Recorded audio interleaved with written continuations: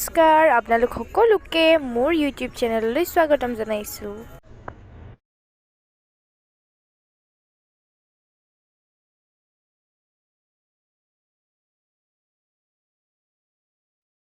এতিয়া আমি সকলো ফুৰিবলৈ গৈ আছোঁ। আপোনালোকে থাম্বনেইল দেখি গম পাইছেই চাগে আমি ক'লৈ গৈ আছোঁ।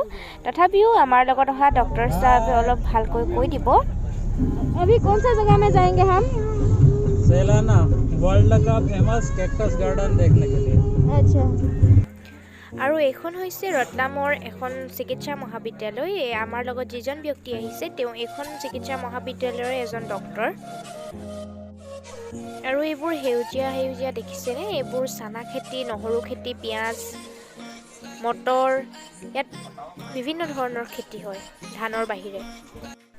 আৰু এয়া দেখিছেনে আগফালে আমি পামেই আৰু কেকটাছ গাৰ্ডেনখন।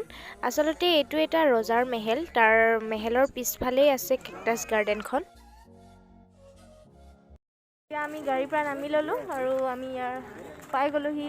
আপোনালোকক ভিতৰৰ পৰিৱেশ দেখুৱাম। এয়া হৈছে আমাৰ টীমৰ মেম্বাৰ। আৰু এয়া আমি কেকটাছ গাৰ্ডেনৰ ভিতৰলৈ সোমাই গৈ আছোঁ।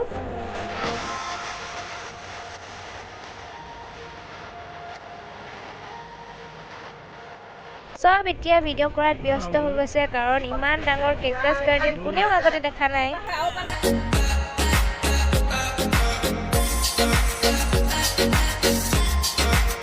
অ' মাই গড, কিমান ডাঙৰ ডাঙৰ কেকটাছ চাওকচোন। মই হ'লে আগতে কেতিয়াও দেখা নাই দেই। আপোনালোকে যদি আগতে দেখিছে কমেণ্ট কৰি জনাব।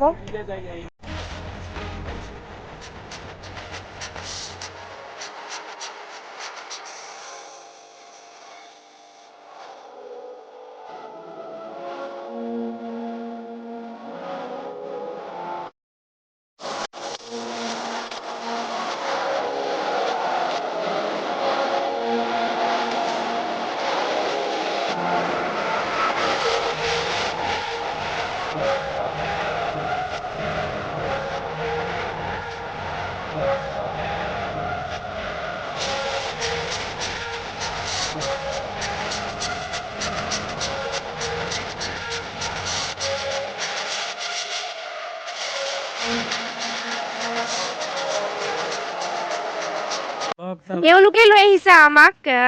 बहुत बहुत थैंक यू आपको इतना सुंदर जगह हमको दिखाने के लिए।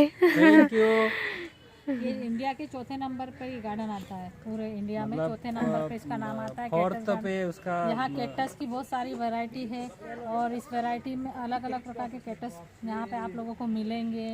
और इस कैक्टस की देखभाल एक ही परिवार करता है और पीढ़ी दर पीढ़ी वही परिवार इस कैक्टस की देखभाल करता आ रहा है। उन्हीं को मालूम है कि ये कैक्टस कैसे लगाते हैं, इस कैक्टस को कैसे बड़ा करते हैं, और उनकी जितनी भी प्रजातियां हैं वही व्यक्ति जानता है कि ये कैक्टस कौन सी प्रजाति का है, ये कैक्टस कौन सी प्रजाति का है। और ये कैक्टस गार्डन मध्य प्रदेश के सेलाना तहसील में स्थित है। Thank you so much. इतने यार आही केनुका লাগিছে ৰবেন্দা কেনুকা লাগিছে আহি? ভাল লাগিছে, বহুত ধুনীয়া জেগা এটা। এনেকুৱা ধুনীয়া আমাৰ এনেকুৱা জেগা আমাৰ অসমত পাবলৈ নাই। ইয়াত আহি পিনি মধ্যপ্ৰদেশত আহি ভালেই লাগিছে। এতিয়া মই হিমতকাই সুধিম ন, লাগিছে হিমতকাই ইয়াত আহি? ইয়াতনো ক'বলৈ লাগিছে না, ইমান ভাল জেগা। আমিতো আমাৰ অসমত এনেকৈ বিচাৰি নাপাওঁ।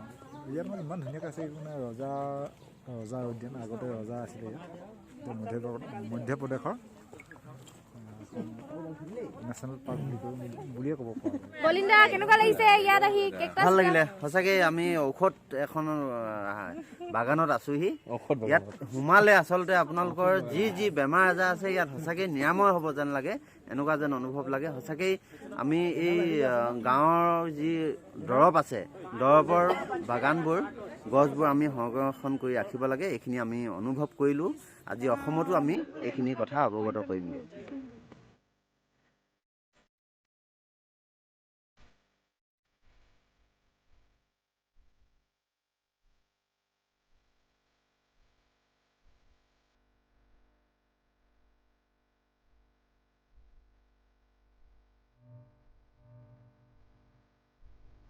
আৰু এইফালে অকণমান সৰু সৰু কেকটাছ আছে। সৰু মানে আমাৰ অসমতকৈতো ডাঙৰেই, কিন্তু আগফালে যিমান ডাঙৰ ডাঙৰ আছিলে তাতকৈ অলপ চাপৰ চাপৰ।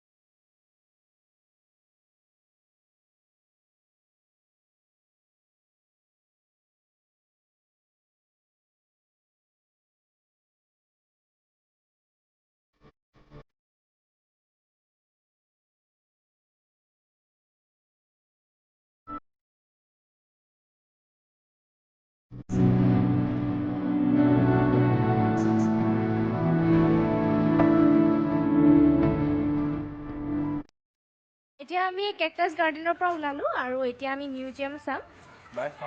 সকলো গ'লে একদম ফটো মাৰি মাৰি থাকি গৈছোঁ মানে 5 বজাতে গাৰ্ডেনখন বন্ধ কৰি দিয়ে, গতিকে আমাৰ মিউজিয়ামত সোমোৱাটো নহ'লে এতিয়া আমি ডাইৰেক্ট যাম আমাৰ ৰুমলৈ। তাতে আমি ওলাই মেলি আমাৰ কাৰণ 7টা বজাত প্ৰগ্ৰেম আছে আৰু এতিয়া বাজিলে 5। তো আগলৈ আমি আমাৰ ভিডিঅ'টো দেখুৱাম আমি কেনেধৰণে আছোঁ। খুব লৰালৰিকৈ ওলাই ল'লোঁ আৰু এতিয়া লগতে তিলপিঠা খাই আছোঁ। মাঘৰ বিহু বহুত বেছি মিছ কৰিছোঁ, ইমান দূৰত আছোঁ এই ঘৰৰ পৰা।